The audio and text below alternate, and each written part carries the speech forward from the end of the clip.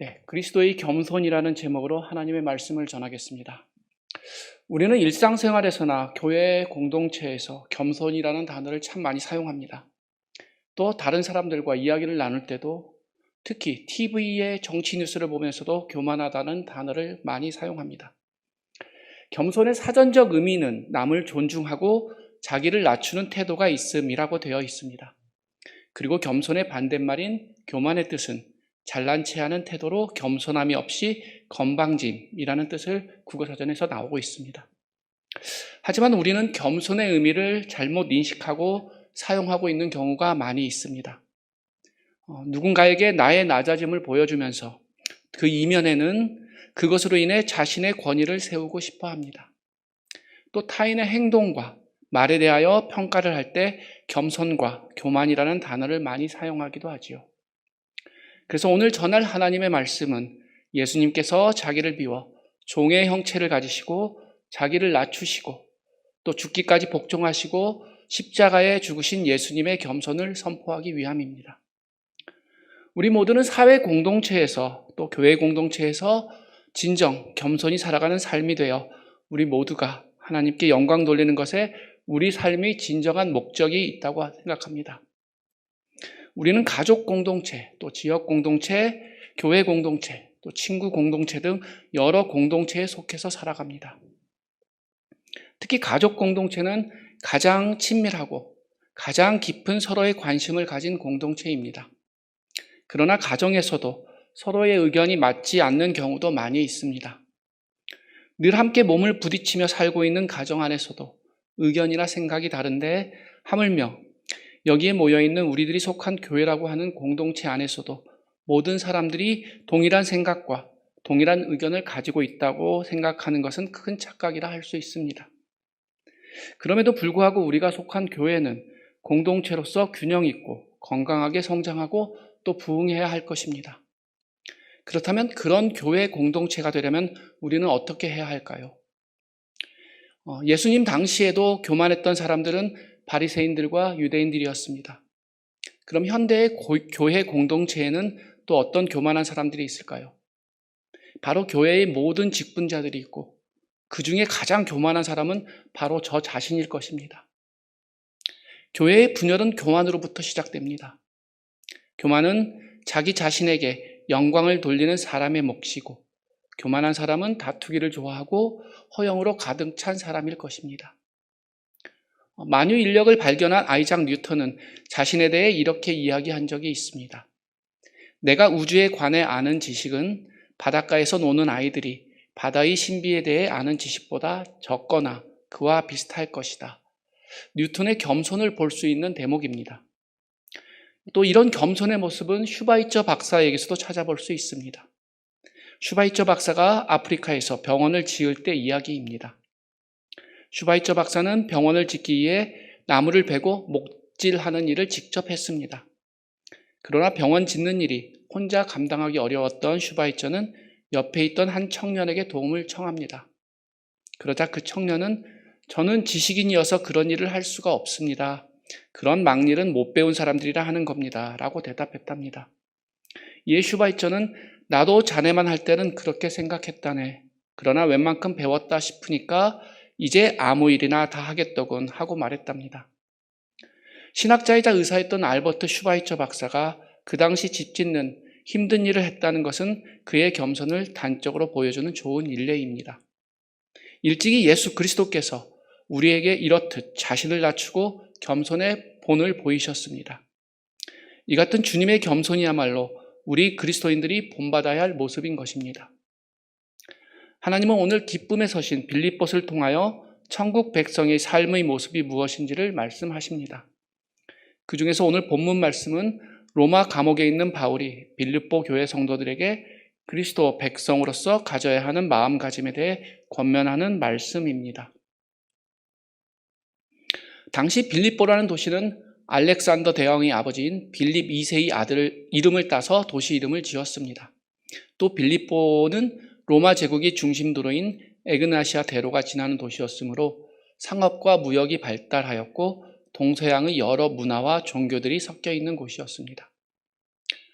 데살로니가전서 2장 2절 말씀에 너희가 아는 바와 같이 우리가 먼저 빌립보에서 고난과 능욕을 당하였으나 우리 하나님을 힘입어 많은 싸움 중에 하나님의 복음을 너희에게 전하였노라. 아멘. 이처럼 빌립보 교회는 고난과 능욕을 겪으면서 어렵게 세워진 교회였다고 바울이 고백하고 있습니다. 이렇게 어렵게 세워진 교회 안에 여러 다양한 문화와 민족들이 섞여 있으니 당연히 분쟁들이 존재했을 것입니다. 그래서 바울은 오늘 본문 2장 2절에서 3절 말씀에 마음을 같이하여 같은 사랑을 가지고 뜻을 합하며 한 마음을 품어 오직 겸손한 마음으로 다른 사람을 돌보라고 권면합니다. 그리고 5절에 너희 안에 이 마음을 품으라 곧 그리스도 예수의 마음이니 라고 말하고 있습니다. 이 말씀을 현대의 말로 번역한 쉬운 성경으로 제가 1절에서 5절 말씀 읽어보겠습니다. 가지고 계신 저희 개역개정 성경과 비교하면서 들어보시기 바랍니다. 그리스도를 믿는 것이 여러분에게 힘이 되고 있습니까? 그리스도의 사랑으로 위로를 받고 있습니까? 성령 안에서 서로 교제하며 친절과 동정을 베풀고 있습니까? 그렇다면 서로 한 마음으로 사랑을 나누고 한 뜻으로 하나가 되십시오. 무슨 일을 할 때 이기적이거나 교만한 마음을 갖지 말고 겸손한 마음으로 나보다 다른 사람을 존중해 주십시오. 자기 생활을 열심히 하면서 다른 사람이 하는 일에도 관심을 가져 내 마음에 기쁨이 넘치게 해 주십시오. 5절 예수님처럼 생각하고 행동합시다. 이 5절 말씀을 메시지 성경 말씀으로 다시 한번 읽어드리겠습니다. 그리스도 예수께서 자기 자신을 생각하셨던 방식으로 여러분도 자기 자신을 생각하십시오. 사도 바울이 한 말씀이 조금 더 편하게 와 닿으시나요? 오늘 말씀 읽어드린 본문 5절 말씀에 그리스도 예수의 마음은 또 무엇일까요? 예수님께서 자기 자신을 생각하셨던 방식이 무엇일까요? 그것은 바로 겸손입니다. 신앙생활뿐만 아니라 일상생활에서도 우리는 보통 사람은 겸손해야 한다라는 말을 많이 합니다. 앞서 말했지만 우리는 겸손이라는 단어를 사용할 때 보통 남들의 행동을 보거나 그런 행위를 보고 평가할 때 많이 사용합니다. 김 집사는 너무 교만해. 사람이 겸손하지 못해. 또는 이 장로님은 의사인데다 돈도 많은데 의외로 굉장히 겸손하셔. 참 대단하시네. 라고 우리는 말로써 그 사람을 평가합니다. 또한 본문 3절에는 겸손한 마음이라는 말이 있습니다. 그럼 이 겸손한 마음은 무엇일까요? 겸손한 마음은 헬라어로 타페이노 프로시네인데 여기서 자기보다 남을 낮게 여긴다는 뜻의 겸손이라는 헬라어 타페이노스는 당시 헬라 세계에서는 부정적인 의미로 쓰이는 말이었습니다. 주인과 종의 관계에서는 맹목적인 복종의 의미로 쓰였고 사회적으로는 아주 경박하고 못된 의미로 사용되었습니다. 그러나 유대 세계에서는 이 말이 하나님과 공동체와의 관련성에서는 긍정적인 의미로 사용되었습니다. 바울은 겸손이 공동체의 단결을 위해 가장 기초적인 덕목이라고 보았고 그리고 겸손의 실천 지침을 자기보다 남을 낮게 여기는 것이라고 하였습니다. 이러한 삶은 자기 자랑이나 영광이나 자기의 유익보다는 타인에 대한 관심과 사랑을 추구할 때에만 가능한 것이라고 빌립보 교인들에게 겸손을 권면한 것입니다. 여러분들은 이번 코로나 사태를 보며 교회에 대해 어떤 생각을 하시나요? 여러분들은 이번 한일장신대 이현웅 교수님이 올해 기독공부에 기고한 코로나 사태에 대한 글을 읽었습니다. 기고문에서 한국 교회는 20세기 후반을 거치면서 놀라운 성장과 변화를 가져왔었다. 그러나 1990년대 후반부터 교회는 서서히 정체하기 시작하였으며 2000년대로 들어서면서는 서서히 하향 곡선을 그리기 시작하였다. 그러나 그동안 한국 교회는 여기에 대한 대대적인 성찰이나 새로운 방향을 제대로 설정하지 못한 채 그럭저럭 시간만 보내고 있었다라고 했습니다. 이 말은 한국 교회가 나아갈 방향을 성찰하지 못한 것은 교회가 매너리즘에 빠지고 게을러진 것이기 때문이라고 생각합니다. 이것이 교만인 것이고 다시 말해 겸손하지 못하다는 것입니다. 또 기고문에서 이번 코로나 사태를 겪으면서 교회는 무엇인가? 교회는 진정으로 무엇을 해야 했는가? 지금은 교회의 본질에 대해서 다시 질문하고 생각해 볼 때다. 우리는 지금까지, 아니 지금도 자기의 이름을 드러내기 위해서 세상과 다름없는 방법으로 욕망의 바벨탑을 요소요소에서 쌓고 있지는 않은지라는 질문을 던졌습니다. 이번 코로나 사태로 인해 여러 어려운 상황들을 겪으면서 교회를 향한 하나님의 뜻이 무엇일까? 교회가 진정으로 무엇을 해야 하는가라고 고민하지 않을 수가 없습니다. 교회가 세상을 향해 겸손했는지, 예수님의 몸된 교회라고 말하면서 세상을 섬기려 오신 예수님처럼 낮은 자세로 겸손히 세상을 섬겼는지 우리 자신에게 질문을 던져야 할 것입니다. 그리고 기고문에서 마지막으로 말하기를 희망은 눈앞의 현실에 집착하는 교회가 아니라 그 눈을 들어 미래를 바라보는 교회 위에 있다. 본질에 충실한 교회는 시대를 뛰어넘어 존속할 것이며 현실에 얽매인 교회는 그 시대와 함께 사라질지도 모른다. 오늘 우리 모두의 기도와 고민이 여기에 있어야 하지 않을까라고 했습니다. 하나님께서는 오늘 우리에게 사도 바울을 통해 겸손이 무엇인지, 어떻게 해야 겸손한 삶을 살아갈 수 있는지 말씀하십니다. 첫째로 하나님께서는 겸손은 자기를 비우는 것이라고 말씀하십니다. 우리에게 주시는 하나님의 말씀이 있습니다. 본문 7절 말씀 같이 읽겠습니다. 시작. 오히려 자기를 비워 종의 형체를 가지사 사람들과 같이 되셨고. 아멘. 자기를 비우셨다고 말씀하십니다. 여기서 자기로 번역된 헬라어 원문이 가지고 있는 뜻은 그리스도가 갖는 영광 혹은 신성, 하나님과 동등됨 등 여러 뜻을 가지고 있습니다. 그러나 자기를 비웠다는 것은 그 신성이나 본질을 버렸다는 의미가 아닙니다. 말 그대로 텅 빈 상태를 의미합니다. 그 텅 빈 곳에 자신의 영광을 채운 것이 아니라 오히려 예수님은 하늘 보좌에서 내려와 종의 형체를 가지고 사람이 되셔서 낮은 이 땅에 오신 것입니다. 그렇다면 종으로서 사람으로 오신 목적이 무엇일까요? 하나님으로부터 어떤 지시, 오더가 있지 않았을까요? 그것의 최종 목표는 바로 십자가에 못 박혀 죽으시는 것입니다. 인간적으로 아버지가 아들을 죽일 수 있을까요? 그리고 어느 아들이 아버지가 자신을 죽이겠다고 하는데 두렵고 슬프지 않을 수 있을까요? 하지만 예수님께서는 자기 자신을 비우신 것입니다. 그리고 우리를 위해서 그 빈 곳에 사랑으로 채우신 것입니다.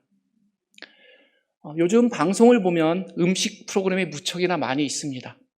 음식을 만드는 프로그램, 음식을 먹으러 가는 프로그램, 식당을 소개하는 프로그램, 하물며 식당의 운영 방식까지 조언해 주는 등 음식 관련 방송이 경쟁적으로 방송되는 것을 볼 수 있습니다. 이 중에 맛집이라고 소개하는 프로그램을 보면 주인장이나 요리사들이 자신만의 특별한 소스나 요리법을 공개하지 않고 죽을 때까지 비밀로 간직한다고 말을 합니다. 자신만의 경쟁력을 독점하고 싶어 하는 것이지요. 그러나 서울 강남에 상당히 유명한 김영모 과자점이라는 곳이 있습니다. 이 빵집의 사장인 김영모 씨는 자신만의 노하우를 공개하는 특별한 사람입니다. 그는 책을 통해서 자신만의 조리법을 공개하기를 즐긴다고 합니다. 어리석은 듯이 보이지만 이 빵집 사장은 공개의 유익을 간파하고 있는 것입니다. 더 이상 자신이 특별하지 않기 때문에 안주함이 평안한 자리를 털고 새로운 기술 개발에 박차를 가한다고 합니다.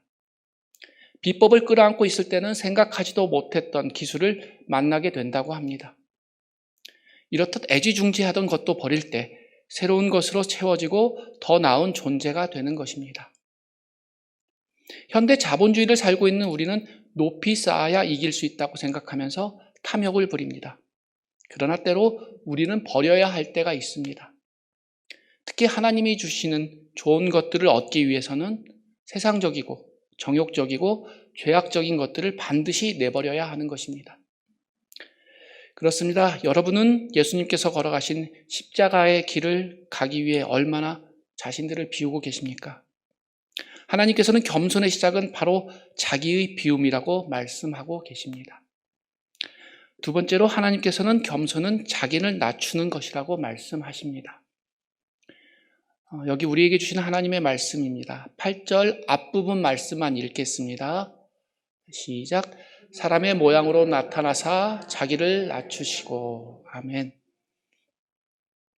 사람의 모양으로 나타나사라는 말은 다음에 오는 자기를 낮추시고 라는 구절에 의해 해석되어야 합니다. 즉 예수님은 자신의 목적 때문에 자기를 낮추었다는 것입니다. 그 낮춘 것이 바로 사람의 모양인데 이것은 원문으로 스케마티라고 합니다. 이 단어의 뜻은 그리스도께서 희노애락을 느끼는 사람이 되셨다라는 뜻이기도 합니다. 다시 말해서 인간과 전혀 다름이 없는 진정한 사람이 되었다고 말할 수 있습니다. 사람의 모양으로 오신 예수님께서는 원래 하나님과 같은 본체를 지니셨습니다. 바울이 골로새서 1장 15절에 그는 보이지 아니하는 하나님의 형상이시요 모든 피조물보다 먼저 나신 이시니라고 고백한 것처럼 예수님께서는 태초부터 세상의 모든 권세와 영광을 다 지니고 계셨던 분이십니다. 하지만 우리를 구원하기 위해서 그 자신 스스로 인간의 희노애락을 가진 고통당하는 사람의 모형으로 낮추셨다는 말입니다. 12세기에 자금과 청빈을 추구하는 삶을 산 프란체스코 수도회가 있습니다. 이들은 금욕과 청렴의 결정체라고 불릴 만큼 별명도 특이합니다. 별명은 탁발 수도회라고 하는데 머리를 빡빡 밀어서 탁발 수도회라고 불린다고 합니다. 그런데 이 수도원에 들어가고 싶은 청년들이 있었습니다. 수도원장인 프란체스코는 이들을 데리고 밭으로 나갔습니다. 이들에게 채소를 나눠준 후에 밭에 거꾸로 심으십시오 라고 말하고 난 뒤 수도원으로 들어갔습니다. 한 부류의 청년은 그대로 밭에 채소를 거꾸로 심었고 또 다른 한 부류의 청년은 아니 어떻게 채소를 거꾸로 심으란 말인가 수도원장님께서 제정신이 아닌가 보다 하면서 똑바로 심었습니다. 그런데 다시 돌아온 프란체스코는 거꾸로 심은 이들을 수도회로 받아들이고 똑바로 심은 이들을 집으로 돌아가라고 했습니다. 그러자 똑바로 심은 이들이 왜 자신들이 집으로 돌아가야 하는지 물었습니다. 프란체스코는 우리는 농사꾼을 뽑는 것이 아닙니다. 합리적이냐 불합리적이냐를 따지는 것도 아닙니다. 얼마나 농사를 아느냐를 물어본 것도 더더욱 아닙니다. 저는 여러분들이 스스로 자신을 낮추고 우리와 함께 할 수 있는지 확인한 것입니다 라고 말했습니다. 그렇습니다. 하나님께서는 우리가 교회 일을 잘하는지 못하는지 또 기도를 잘하는지 못하는지 또 성경을 얼마나 많이 읽는지 안 읽는지 그런 어떤 행위를 묻는 것이 아니십니다. 하나님께서는 자기 자신을 낮추고 스스로 낮추고 하나님의 뜻에 함께 할 수 있는지 없는지를 묻고 계십니다. 마지막으로 하나님께서는 겸손은 순종이라고 말씀하십니다. 우리에게 주신 하나님 말씀입니다. 본문 8절 하반부 말씀 같이 읽겠습니다. 시작. 죽기까지 복종하셨으니 곧 십자가에 죽으심이라. 아멘. 죽기까지 복종하셨으니라는 것은 영어 성경 NIV 성경에 보면 and became obedient to death라고 나와 있습니다. 직역하면은 그리고 죽음에 순종하게 되었다입니다. 이 영어 단어는 순종하다는 이라는 단어인데 순종은 한문으로 순할 순자에 쫓을 종입니다. 국어사전의 뜻으로는 다른 사람, 특히 윗사람의 말이나 의견 따위에 순순히 따른다는 뜻입니다. 즉 대적하지 않고 순순히 쫓다, 따르다라는 뜻이지요. 하나님께서는 이 말씀을 통해 우리에게 순종하기를 원하십니다. 본문의 하나님 말씀에 예수님께서는 자기의 지위와 의지를 낮추는 것뿐만 아니라 십자가에 죽기까지 하나님의 뜻을 쫓아가셨습니다. 당시 십자가형은 가장 잔인하고 모욕적인 사형 방법이었고 특히 유대인들 사이에서는 이처럼 나무에 달려 죽은 사람을 보고 하나님의 저주를 받은 것으로 여겼다고 합니다. 이렇게 세상 사람들이 침뱉고 욕을 퍼붓고 모욕을 줘도 세상에서 가장 잔인한 방법으로 죽임을 당해도 예수님은 하나님의 뜻에 순종하셨습니다. 왜 그러셨을까요? 바로 우리를 위해서 하셨습니다. 바로 저와 여러분들 위해서 그리하신 것입니다. 한국 사랑의 삶을 바친 작은 예수라 불리는 서서평 선교사를 아실 것입니다. 얼마 전에 영화도 개봉했었지요. 영화 내용을 간단히 소개하면 그녀는 부모에게 버림받고 아픔 가운데 있을 때 예수님을 영접하셨습니다. 예수님을 영접한 후에 서서평은 멀고 낯선 땅 조선에 아프고 가난한 자들에게 전문 의료진이 필요하다는 소식을 듣고 조선의 선교사로 떠납니다. 22년 동안 홀로 14명과 고아를 입양하고 38명의 과부를 돌보았으며 버려진 소녀들의 어머니란 이름으로 불리었습니다. 또한 한센병 환자들 돌보며 복음을 듣지 못한 자들을 찾아다니기 위해 조랑말을 타고 선교를 합니다. 천국에서 만납시다 라는 말을 남기고 과로와 영양실조로 떠난 그녀가 남긴 것은 강냉이 2홉, 동전 7전, 담요 반장이 전부였다고 합니다. 그녀는 마지막을 지킨 조선인 사람들에게 끝까지 아낌없이 주고자 한 그녀는 시신마저 의료 연구를 위한 해부용으로 써달라며 기증하시고 주님의 품으로 가십니다. 선교사님이 활동하던 100여 년 전에는 우리나라는 일제강점기 하에 있었습니다. 서서평 선교사님은 못 살고 못 먹고 어렵게 살던 한국 사람들을 위해서 자신을 낮추고 스스로 절제하며 사셨습니다. 다른 선교사들이 미국식 삶을 고수하고 좋은 건물에서 살거나 사냥을 즐긴 반면에 그녀는 조선 농촌 여성과 같이 무명 베옷을 입고 맞는 신발이 없어 남자 고무신을 신었으며 보리밥에 서양인들이 혐오하는 음식인 된장국을 먹고 살 정도로 진정한 한국인이 되고자 했습니다. 또 그녀는 시간을 낭비하지 않고 주님께 온전한 것을 드리고 싶어 했습니다. 이처럼 예수님의 순종을 따르며 산 서서평 선교사는 진정한 예수님의 마음을 품고 살다간 겸손의 아이콘이고 위대한 선교사였습니다. 이제 말씀을 정리하려 합니다. 그리스도인들이라면 예수님의 가르침을 따라 자기를 비우고 자기를 낮추고 하나님께 순종하는 삶을 살아야 합니다. 예수님께서는 비우시고 낮추시고 순종하셨습니다. 서서평 선교사도 비우고 낮추고 하나님의 뜻에 순종하여 우리나라에 왔습니다. 예수님은 하나님과 같은 본체이시나 자기를 비워 비천한 모습으로 자기를 낮춰 종의 모습으로 사람들과 같이 되셨습니다. 자기를 낮추시고 가장 낮은 자리로 내려오셨습니다. 그러므로 예수님은 겸손의 왕이신 것입니다. 예수님은 하나님의 본체 안에 존재하고 계십니다. 이것은 하나님의 본성, 즉 신성을 가지고 계시지만 잠시 인간의 형상으로 오셨다는 것이지요. 그에 따른 희생은 말로 다할 수 없습니다. 성부 하나님과 동등하시고 모든 영광, 신성, 지위를 내려놓고 잠시 우리와 같은 상태로 우리의 아픔을 공감하시고 우리를 구원하려고 오셨습니다. 사랑하는 장수교회 성도 여러분, 예수님의 겸손과 무한하신 사랑을 마음에 품으시길 바랍니다. 이제부터는 그리스도인으로서 신앙의 목표를 세우고 살아갔으면 좋겠습니다. 조금 더 사랑하려고 노력하고 조금 더 이해하려고 노력하고 조금 더 배려하려고 노력하고 축구선수가 한 골을 넣기 위해 많은 땀을 흘린 것처럼 우리도 신앙을 위해 애쓰고 땀 좀 흘려야 할 것입니다. 누가 나를 인정하지 않아도 분노하지 않고 공동체 일원이 나랑 생각과 기준이 달라도 겸손한 마음으로 나를 낮추고 예수님과 같은 마음을 품기를 주님의 이름으로 기도드립니다.